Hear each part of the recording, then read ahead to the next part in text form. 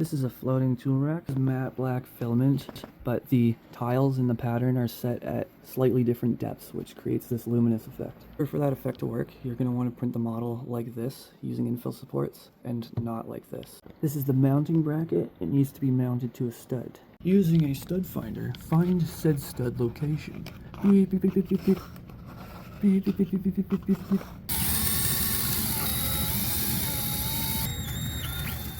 What we're trying to do is we're just going to slide this shape on.